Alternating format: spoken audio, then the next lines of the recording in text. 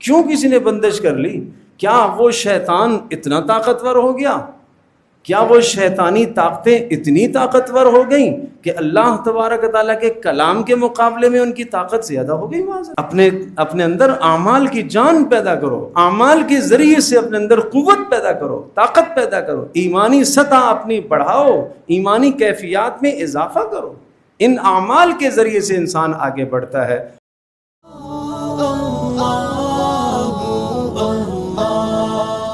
اعوذ باللہ من الشیطان الرجیم، بسم اللہ الرحمن الرحیم۔ یا ایہا الذین آمنوا کلوا من طیبات ما رزقناکم واشکروا للہ۔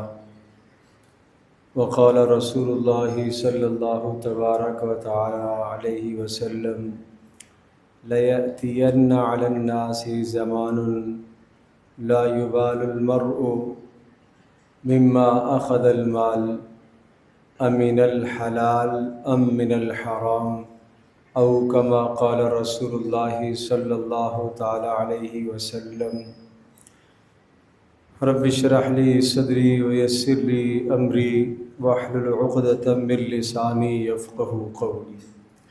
اللہم صل علی محمد وعلی آل محمد کما صلیت علی ابراہیم وعلی آل ابراہیم انک حمید مجید۔ اللہم بارک علی محمد وعلی آل محمد کما بارکت علی ابراہیم وعلی آل ابراہیم انک حمید مجید۔ انسان کی ضرورت ہے کہ اس دنیا میں کچھ مال کمائے اور اپنی ضروریات کو پورا کرے، اور اگر رزق حلال جائز راستے سے، جائز اور درست نیت سے رزق حلال کماتا ہے، اور وہ رزق حلال اپنی بیوی اور اپنے بچوں اور اپنے والدین اور اعزاء اقربا پر درجہ بدرجہ خرچ کرتا ہے، تو یہ عمل بھی اس کا عبادت ہے، بشرطے کہ رزق حلال ہو، جائز راستے سے، جائز طریقے سے، جائز نیت سے کمائے تو یہ رزق حلال یہ اس کے لیے عبادت ہے۔ جس طرح سے نماز عبادت ہے، روزہ عبادت ہے، صدقہ عبادت ہے، رزق حلال کا کمانا بھی اسی طرح سے عبادت ہے۔ پیارے رسول صلی اللہ تعالیٰ علیہ وسلم جو مبارک دین لائے ہیں، حضرت صلی اللہ تعالیٰ علیہ وسلم نے اس دین میں کمائی سے منع نہیں فرمایا۔ آپ نے نیت کو بدلا، آپ نے زاویہ درست فرمایا، آپ نے رخ درست فرمایا، کمائی کا رخ درست کیا، آپ نے نیت آپ نے درست کی۔ حضرت صلی اللہ تعالیٰ علیہ وسلم نے جب نیت کو درست فرمایا، رخ کو آپ نے درست فرمایا، تو یہ کمانا اس دنیا میں انسان کے لیے باعث ثواب بنا اور باعث عبادت بنا۔ آج جو ہم فرق کر لیتے ہیں، یہ آدمی دیندار ہے، یہ آدمی دنیا دار ہے۔ کمانے والے آدمی کو ہم سمجھتے ہیں کہ یہ دنیا دار ہے، اور مسجد میں وقت گزارنے والے کو ہم سمجھتے ہیں یہ دیندار ہے۔ یہ تقسیم جو ہم نے بنا لی، یہ پیارے رسول صلی اللہ علیہ وسلم کے زمانے کی کوئی تقسیم نہیں۔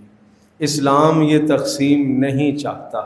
اسلام یہ ہمیں درس دیتا ہے، یہ سبق دیتا ہے کہ ہر وہ شخص جو فرائض و واجبات کو ادا کرتا ہے، حرام سے بچنے کی کوشش کرتا ہے، رزق حلال کمانے کے لیے نکلتا ہے، اور رزق حلال کے لیے وہ محنت اور کوشش کرتا ہے، وہ آدمی کیا ہے؟ وہ دیندار ہے۔ وہ آدمی وہ دیندار ہے، وہ دنیا دار نہیں، وہ دیندار۔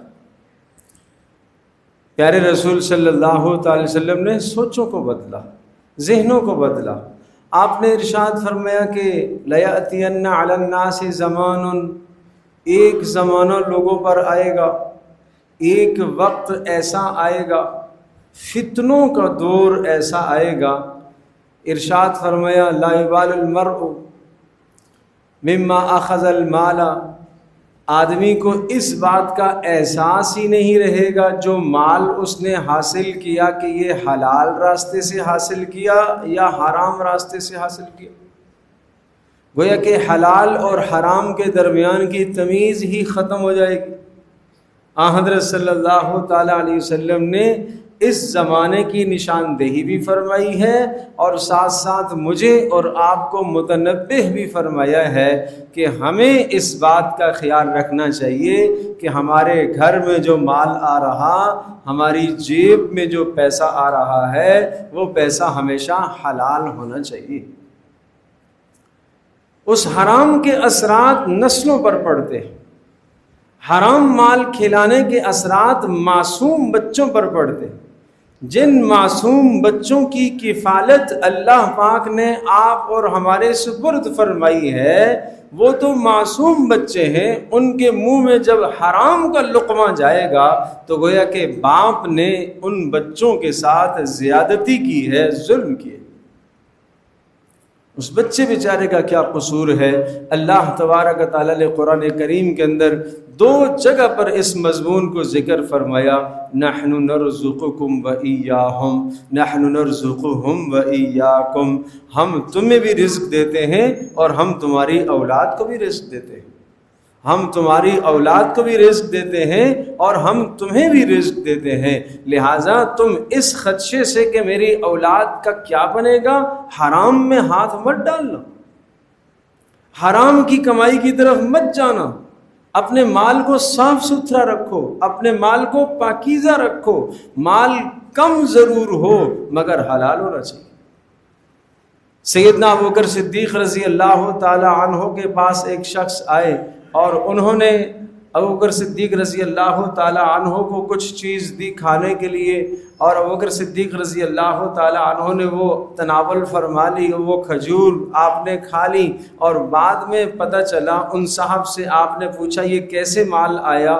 اس نے کہا میں زمانے جاہلیت میں کہانت کیا کرتا تھا، کچھ اس طرح کی غیب کی جھوٹی موٹی خبریں بتایا کرتا تھا اور کبھی کبھی تکا کوئی لگ جاتا تھا، وہ بات میری کہیں درست ہو گئی تو جس آدمی کو میں نے دیا، ایک عرصے کے بعد آج میری اس سے ملاقات ہوئی تو اس نے مجھے اس کا کچھ معاوضہ آج دیا۔ یہ وہ کھجور ہے۔ ابوبکر صدیق رضی اللہ تعالی عنہ نے فوری اپنے منہ مبارک کے اندر انگلیاں ڈالی اور قے کر لی۔ کیوں؟ مشتبہ مال، شک والا مال، شبہے والا مال اندر آ گیا، فرمایا یہ مال میرے جسم کے لیے طاقت کا ذریعہ نہ بنے، یہ حرام اور مشتبہ مال، شک اور شبہے والا مال وہ میرے جسم کی نشو و نما کا ذریعہ نہ بنے۔ کس قدر احتیاط سے کام لینے والے لوگ تھے۔ قرآن مقدس میں اللہ پاک نے اصحاب کہف کا تذکرہ بھی فرمایا، 309 سال اللہ نے ان کو سلائے رکھا۔ اللہ قادر مطلق ہے، 309 سال بغیر کھائے پیے ضروریات کے اللہ نے ان کو سلائے رکھا، اور جب وہ بیدار ہوئے تو ایک دوسرے کو کہنے لگے فَبْعَثُوا أَحَدَكُمْ بِوَرِقِكُمْ هَذِهِ إِلَى الْمَدِينَةِ، چلو آپ میں سے یعنی چند افراد آپس میں بیٹھے ہوئے، بھوک محسوس ہوئی تو چلو بھائی ایک آدمی جائے بازار میں کچھ یہ پیسے لے کے جاؤ اور جا کے کھانا لے کے آؤ۔ اب یہاں مفسرین نے ایک بات تو یہ لکھی ہے کہ یہ آپس میں مل کر اس طرح سے خرچ کرنا دوران سفر جائز ہے، ہر ایک کے پیسے اس میں شامل تھے، اس میں کوئی یہ نہیں کہہ سکتا کہ پیسے تو ہم نے سب نے برابر ملائے مگر یہ زیادہ کھاتا ہے یہ تھوڑا کھاتا ہے، لہٰذا تھوڑا کھانے والے کو تھوڑے پیسے ملانے چاہیے، زیادہ کھانے والے کو زیادہ نہیں، یہ بات نہیں، برابری کرنے میں کوئی حرج نہیں ہے۔ دوسری بات اس لفظ سے یہ سمجھ میں آئی کہ فَلْيَنْظُرْ أَيُّهَا أَزْكَىٰ طَعَامًا، کہ فَبْعَثُوا أَحَدَكُمْ بِوَرِقِكُمْ هَذِهِ إِلَى الْمَدِينَةِ کہ وہ 309 سال کے بعد جب وہ بیدار ہوئے تو بھوک محسوس ہوئی تو انہوں نے جائز ذریعہ اختیار کیا کہ پیسے دے کر کھانا خریدنے کی کوشش کی، بھیک نہیں مانگا، سوال نہیں کیا۔ لہٰذا آدمی کو سوال نہیں کرنا چاہیے، بھیک نہیں مانگنا چاہیے۔ اور پھر تیسری بات یہ معلوم ہوئی کہ فَلْيَنْظُرْ أَيُّهَا أَزْكَىٰ طَعَامًا کہ کہا کہ جاؤ جا کے صاف ستھرا پاکیزہ کھانا لے کے آنا، حلال کا کھانا ہو، پاکیزہ کھانا ہو۔ ظاہر ہے اس زمانے میں بھی کوئی ایسے حالات ہوں گے کہ کھانے کی اشیاء بازار میں فروخت ہو رہی ہوں گی، خواہ وہ کچی ہوں خواہ وہ پکی ہوں، بہر صورت کے اندر لفظ یہ بتا رہا ہے پاکیزہ صاف ستھرا حلال کھانا لے کے آنا۔ آج ہمارا جوان تلاش کرتا ہے لذیذ کہاں ہے، بہترین اچھا ذائقے دار کھانا کہاں ملتا ہے، وہ حلال حرام کی پرواہ نہیں کرتا۔ ذبیحہ حلال ہے یا نہیں ہے، ذبیحہ حرام تو نہیں ہے، ذبیحہ مشتبہ تو نہیں ہے، اور اسی طرح سے جو چیز میں کھا رہا ہوں اس کو شرعی طریقے سے ذبح کیا گیا ہے کہ نہیں کیا، اس کی کوئی پرواہ نہیں ہے، بس کھانا لذیذ ہونا چاہیے، کھانا اچھا ہونا چاہیے، ٹیسٹ اس کا اچھا ہونا چاہیے۔ آج کا معیار یہ ہے، قرآن مقدس ہمیں یہ معیار سمجھاتا ہے کہ تمہاری زندگی کا معیار یہ ہو کہ جو تمہارے اندر جائے وہ حلال جانا چاہیے، وہ پاکیزہ رزق جانا چاہیے، رزق حلال کھاؤ۔ اگر رزق حلال نہیں کھاؤ گے تو رزق حرام کا اثر آدمی کی عبادت پر پڑتا ہے، انسان کی عبادت کمزور ہو جاتی ہے۔ کمزور کیا ہو جاتی ہے؟ ایک حدیث میں تو یوں ارشاد فرمایا کہ جو آدمی حرام کا ایک لقمہ اندر ڈال دیتا ہے 40 دن تک اس کی نماز قبول نہیں ہوتی، 40 دن تک اس کی دعا قبول نہیں ہوتی، 40 دن تک اس کا صدقہ قبول نہیں ہوتا، 40 دن تک اس کا کوئی عمل اللہ کے ہاں قبول نہیں ہوتا جس نے حرام کا لقمہ پیٹ میں ڈال دیا۔ حضرت سعد رضی اللہ تعالی عنہ نے کہا اللہ کے رسول آپ میرے لیے دعا فرمائیں کہ جب بھی میں اللہ کے سامنے ہاتھ اٹھاؤں اور میں دعا کروں تو اللہ پاک میری دعا کو قبول کرے۔ آپ بھی چاہتے ہوں گے، ہر آدمی چاہتا ہے کہ میری دعائیں کیا ہونی چاہیے؟ قبول ہونی چاہیے۔ تو سعد رضی اللہ تعالی عنہ کو آپ نے کیا ارشاد فرمایا؟ سعد رزق حلال کا اہتمام کرو، آپ کی دعائیں قبول ہونے لگ جائیں گی۔ رزق حلال کا اہتمام کرو، آپ کی دعائیں قبول ہوں گی۔ ایک روایت میں پیارے رسول صلی اللہ علیہ وسلم نے اس طرح سے ارشاد فرمایا، اللہ اکبر، بڑی عجیب بات ہے۔ ایک آدمی لمبا سفر کر کے آیا، جسم پر اس نے احرام باندھا ہوا، اس زمانے میں دور دور سے سفر کر کے آتے تھے، کئی دن لگ جاتے تھے احرام باندھے ہوئے، اور جسم میں میل کچیل بھی ہے، اور بالوں میں گرد لگا ہوا، جسم میں گرد لگی ہوئی، اور جناب انسان پسینے کی وجہ سے برا حال ہو رہا ہوتا ہے، اور اس وقت آ کے وہ اللہ کے سامنے ہاتھ پھیلاتا ہے اور دعائیں مانگتا ہے۔ فرمایا ملبسہ حرام، اس کے جسم پر لباس حرام کا ہے، اور اس کے جسم کے اندر جو غذا ہے وہ حرام کی ہے، پینا حرام کا ہے، کھانا بھی حرام، پینا بھی حرام، لباس بھی حرام، جسم کی نشو و نما بھی حرام سے ہوئی ہے۔ فَأَنَّىٰ يُسْتَجَابُ لَهُ، اس کی دعا کیسے قبول ہوگی؟ اس کی دعا کیسے قبول ہوگی؟ میرے عزیزو، آج جو ہمارے یہاں دعاؤں کی قبولیت سے محرومی ہے، اس کا ایک بہت بڑا سبب رزق حلال کا فقدان، رزق حلال کا نہ ہونا ہے۔ پیٹ میں حرام اور مشتبہ مال کا گیا ہوا ہونا دعاؤں کی قبولیت کو روک دیتا ہے۔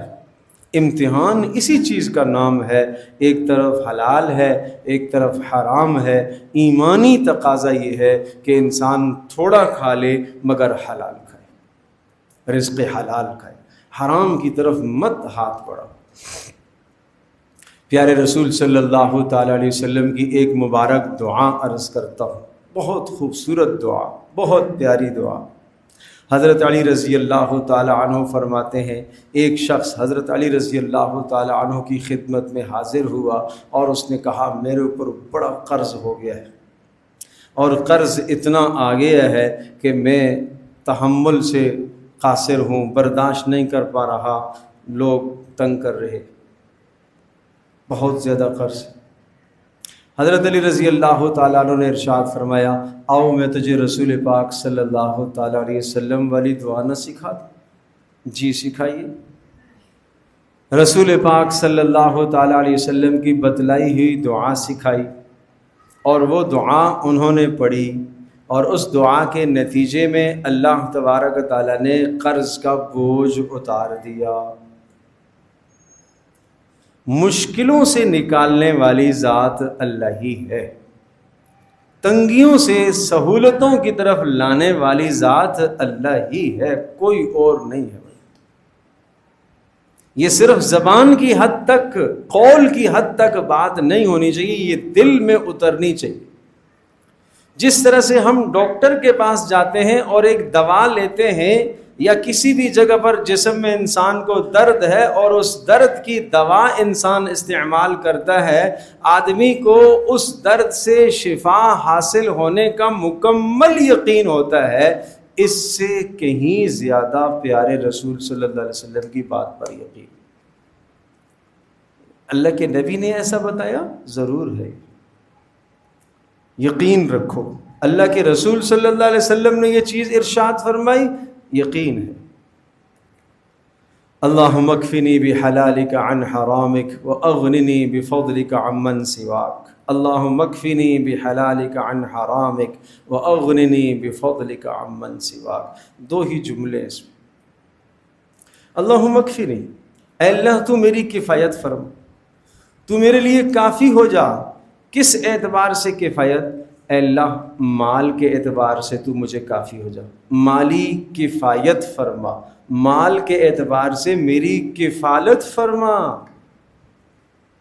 نمبر 2، اے اللہ میرے دل کو غنی کر دے، مکفنی، اللہم مکفنی، دل کو کفایت نصیب فرما، دل کو قناعت پسندی عطا فرما۔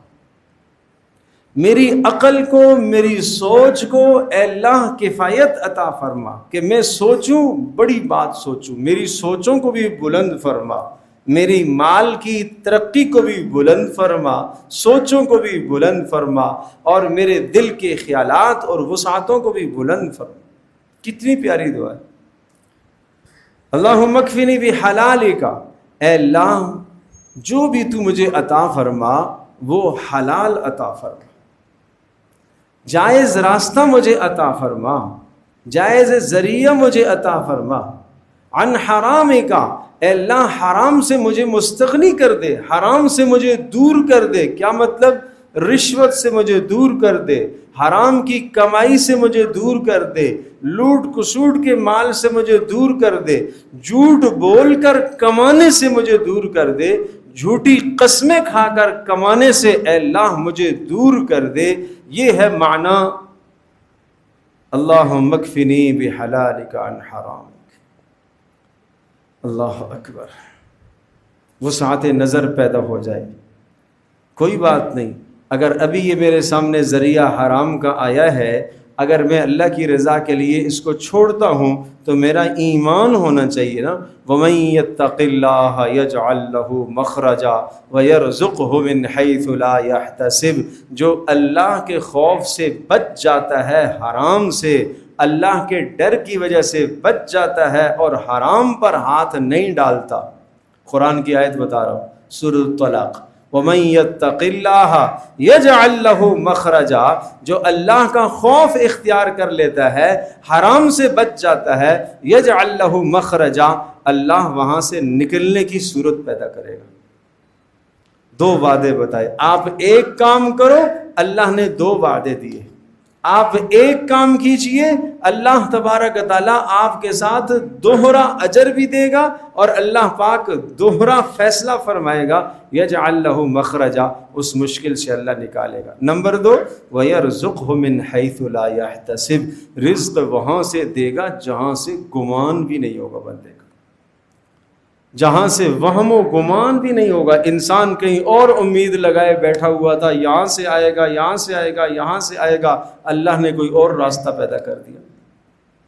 اللہ کے لیے کیا مشکل ہے؟ مسبب الاسباب، سبب بنانے والا تو اللہ ہے، سبب بنانے والا تو اللہ ہے.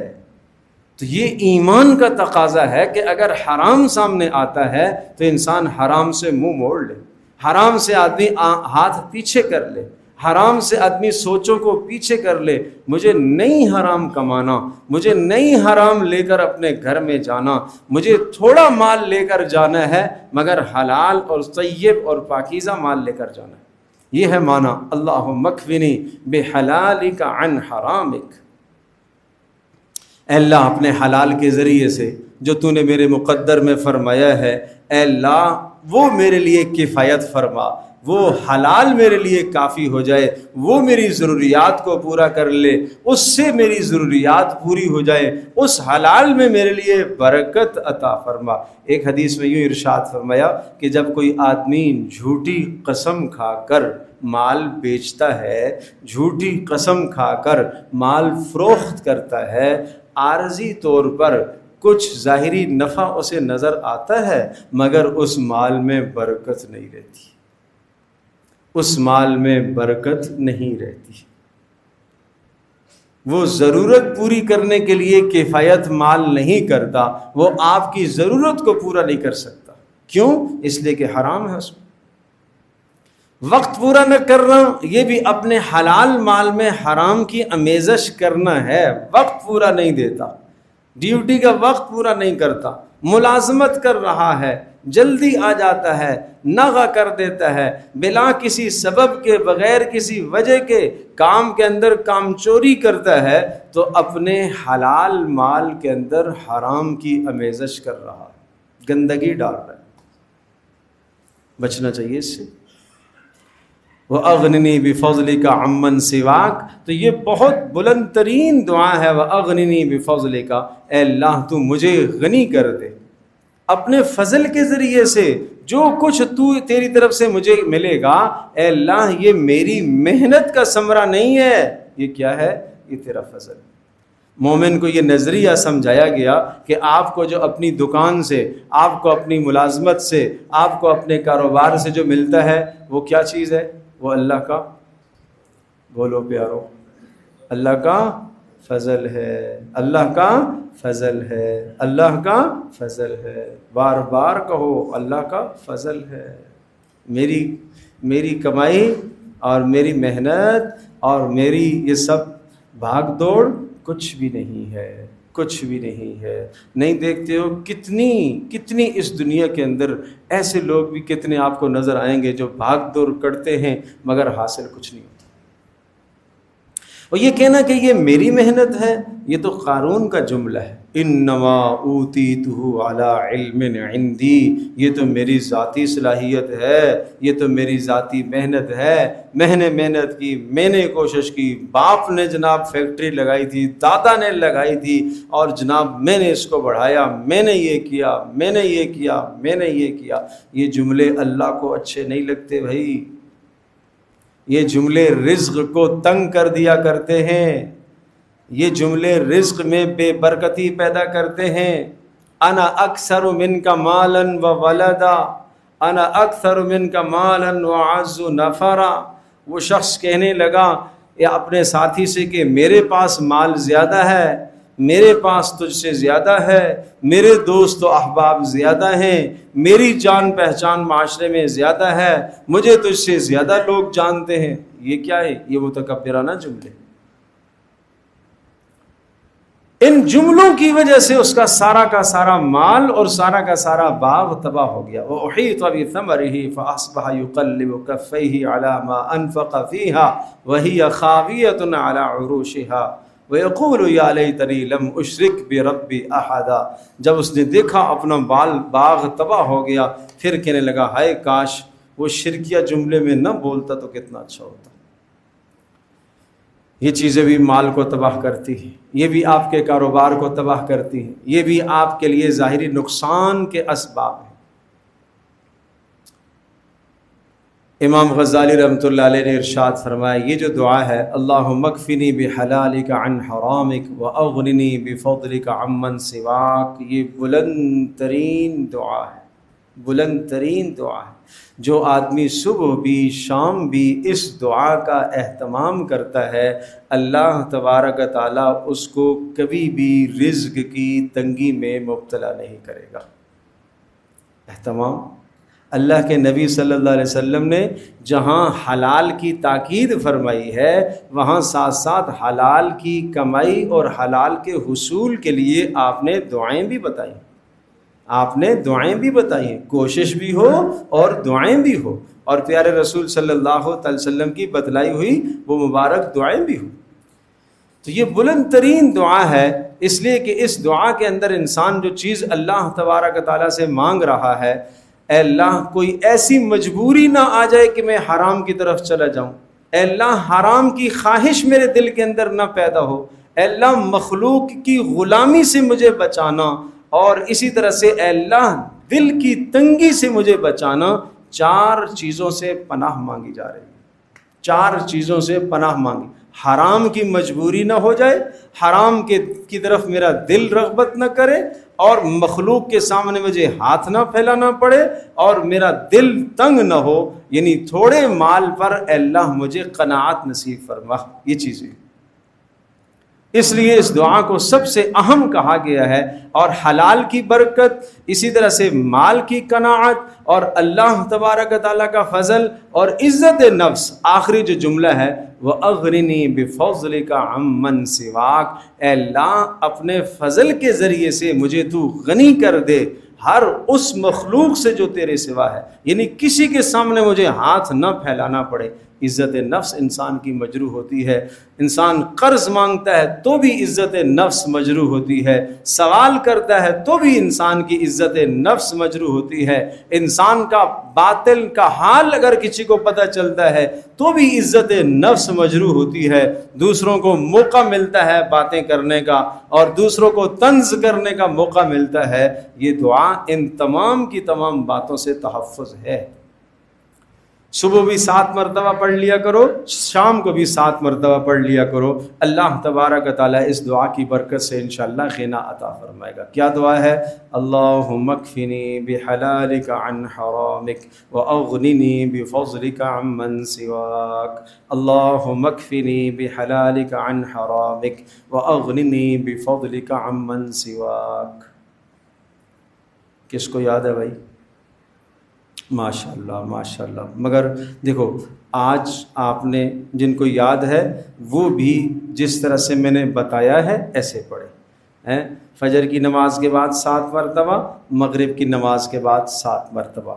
نمبر 2، یقین رکھ کر پڑھے، یقین رکھ کر پڑھے، یقین کامل، یقین مستحکم۔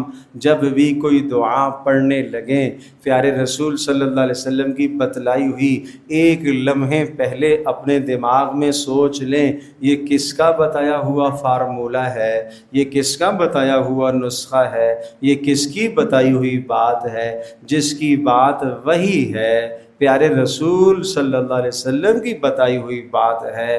اگر پہاڑ اپنی جگہ سے ٹل جائے تو ٹل سکتا ہے، مگر آپ کی بات جھوٹی نہیں ہو سکتی۔ سچ ہی سچ ہے، سچ ہی سچ ہے، 100% یقین ہے۔ پھر مسئلہ حل نہیں ہوا پھر پڑھو، پھر نہیں حل ہوا پھر پڑھو، پھر سمجھو میرے عمل میں کمزوری ہے۔ دعا کی طاقت میں کوئی کمزوری نہیں ہے، وظیفہ وہی ہے، نسخہ وہی ہے، دوا وہی ہے، اثر وہی ہے، مگر میرے اندر کمی ہے، یقین کی کمی ہے۔ پھر یقین کے ساتھ پڑھو، پھر یقین کے ساتھ پڑھو، چھوڑو نہیں۔ ایک دن عمل کر کے ہم چھوڑ دیتے ہیں، یہ وہ ادعیہ معصورہ ہیں جو ہمیشہ پڑھنے کی ہیں۔ جو معصور دعائیں ہیں آپ علیہ الصلوۃ والسلام نے صبح و شام کی جو دعائیں بتلائی ہیں وہ ہمیشہ پڑھنے کی ہیں۔ بہت سارے لوگ کسی کو بتاؤ یہ پڑھ لو، وہ کتنے دن تک پڑھ؟ بھائی ساری زندگی پڑھنے کا ہے بھائی، جس طرح سے کھانا ساری زندگی کھانے کا ہے، یہ وظائف و اوراد اور یہ دعائیں، یہ مسنون اعمال ساری زندگی کے کرنے کے، ساری زندگی کے کرنے کے۔ آپ کو اللہ تبارک و تعالیٰ نے کاروباری حیثیت دی ہے، مال کی اللہ پاک نے حیثیت دی ہے، دفاع کی ضرورت ہے کہ آپ اپنے مال کو، آپ اپنی عزت کو بچائیں، اور اس کے لیے سورہ فلق سورہ ناس کا اہتمام فرمائیں، ہمیشہ اہتمام کریں۔ اس کے لیے یہ نہیں ہے کہ کتنے دن پڑھنا، ہمیشہ پڑھو۔ ہر نماز کے ساتھ سورہ فلق سورہ ناس ایک مرتبہ پڑھ لو کہ اللہ تبارک و تعالیٰ جان کی، مال کی، عزت کی، ہر شے کی حفاظت فرمائے، اور حسد کے شرور سے، جنوں کے شرور سے، شیطانوں کے شرور سے، جادو کے شر سے اللہ پاک محفوظ فرمائے۔ اس کے لیے سب سے بہترین چیز سورہ فلق سورہ ناس ہے۔ آپ علیہ الصلوۃ والسلام نے فرمایا ہر وہ دعا کہ جس سے اللہ کی پناہ میں انسان آتا ہے، سنیے گا، ہر وہ کلمہ اور ہر وہ دعا کہ جس کے ذریعے سے انسان اللہ کی پناہ میں آتا ہے، ان میں سب سے زیادہ مضبوط ترین سورہ فلق سورہ ناس۔ تو کس کو نہیں آتی سورہ فلق سورہ ناس؟ کوئی پڑھے تو صحیح، کس کو نہیں پتا؟ پھر ذرا سا کوئی مسئلہ ہو گیا، پریشانی ہو گئی، ادھر بھاگو ادھر بھاگو، اس کے پاس جاؤ اس کے پاس جاؤ اس کے پاس جاؤ، کسی نے کچھ کر لیا، کسی نے، اللہ کے بندش کر لی۔ کیوں بندش کر لی بھائی؟ یہ اتنا ہلکا معاملہ لے لیا آپ نے بندش کا؟ کیوں بندش کر لی؟ آپ کے پاس سورہ فلق کی طاقت نہیں ہے؟ آپ کے پاس سورہ ناس کی طاقت نہیں ہے؟ کیوں کسی نے بندش کر لی؟ کیا وہ شیطان اتنا طاقتور ہو گیا؟ کیا وہ شیطانی طاقتیں اتنی طاقتور ہو گئیں کہ اللہ تبارک و تعالیٰ کے کلام کے مقابلے میں ان کی طاقت زیادہ ہو گئی؟ اپنے اندر اعمال کی جان پیدا کرو، اعمال کے ذریعے سے اپنے اندر قوت پیدا کرو، طاقت پیدا کرو، ایمانی سطح اپنی بڑھاؤ، ایمانی کیفیات میں اضافہ کرو۔ ان اعمال کے ذریعے سے انسان آگے بڑھتا ہے۔ اللہ مجھے بھی آپ کو ہم سب کو عمل کی توفیق عطا فرمائے۔ وآخر دعوانا الحمدللہ رب العالمین۔ یہ دعا پرچے کی صورت میں موجود ہے، بس یہ لے کر یاد کرنے کی ہے، پڑھنے کی ہے، گھر میں پڑھانے کی ہے۔